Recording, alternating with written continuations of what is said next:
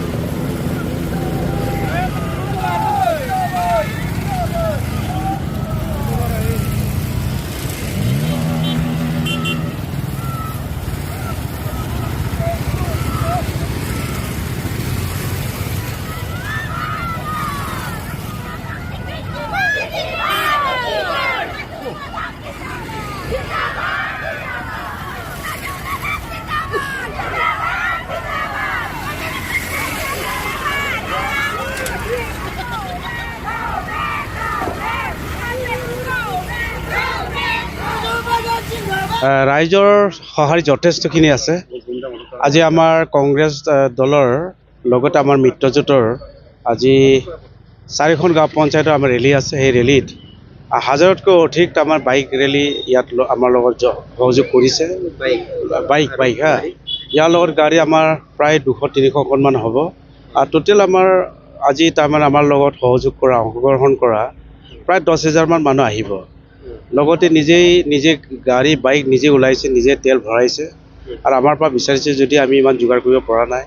সেইটো কাৰণে ৰাইজৰ সঁহাৰি যিটো আছে যথেষ্ট আছে আৰু মই ভাবোঁ যে এইটোৱে এইবাৰ নিৰ্ণায়ক ভূমিকা গ্ৰহণ কৰিব। যিহেতু দেখা গৈছে ছ'চিয়েল মিডিয়াত আপোনাৰ প্ৰৱেশ নিষেধ বুলি কিছুমান আঞ্চলিক বা কেনেকৈ BNPকে বেনাৰ লৈ প্ৰৱেশ নিষেধ বুলি কৈছে আৰু কিছুমান ঠাইত আপোনাৰ পুতলিকা দাহ কৰিছে। এই সংক্ৰান্তত কি ক'ব? আচলতে ৰাইজে আমাক ৱেলকাম জনাইছে, আমাক আদৰণি জনাইছে আৰু ইলেকশ্যনৰ নিৰ্বাচনৰ টাইমত কিছুমান ব্যক্তিয়ে কিবা এটা স্বাৰ্থত আৰু বিৰোধী পাৰ্টিক তাৰমানে এইটো কিবা প্ৰৱেশ নিষেধটো কৰে, কিন্তু ৰাইজে মেইন। সেইটোৰ কাৰণে মই ভাবোঁ যে তেনেধৰণৰ যিটো ইয়াত কৰি আছে এইটো হ'ল আমাৰ বিৰোধী পাৰ্টিৰ কিছু একাংশ এইটো ষড়যন্ত্ৰমূৰে কৰি আছে, কিন্তু ৰাইজ কৰা নাই। ৰাইজ আপোনাৰ নিৰ্বাচনী পৰিচালনাত কিবা অসুবিধা পাইছে নেকি? তো অসুবিধাটো বহুত পাইছে। আমি ৰাইজৰ কাষলৈকে যিমান ৰাইজে মাতিছে কিন্তু বাধা দি আছে আৰু বহুতো তাৰমানে আমাৰ নিৰ্বাচনী কাৰ্যালয় ভাঙি পেলাইছে আৰু এতিয়ালৈকে প্ৰায় 10জনৰ মানুহক লাঠি টুকুনেৰে আৰু মিড দায়েৰে কাটি মেডিকেলাইজ কৰাইছে। লগত আমাৰ বহু লিডাৰক আমাৰ ঘৰৰ পৰা ওলাব দিয়া নাই, ঘৰতে আৱদ্ধ কৰি থৈছে, কেম্পেইনত যাব দিয়া নাই। আৰু ইয়াৰ লগত আমাৰ যিটো এতিয়া কিমান ব্যৱধানত জিকিব বুলি যদি কয়, আমি যিটো ৰাইজৰ সঁহাৰি আৰু যিটো চাইছোঁ মানে ইয়াত আগবাঢ়ি আহিছে যিমান, সেই ফালৰ পৰা যদি হিচাপ কৰোঁ তেনেহ'লে 40-45 হাজাৰ ভোটত ব্যৱধানত জিকিবলগীয়া হ'ব।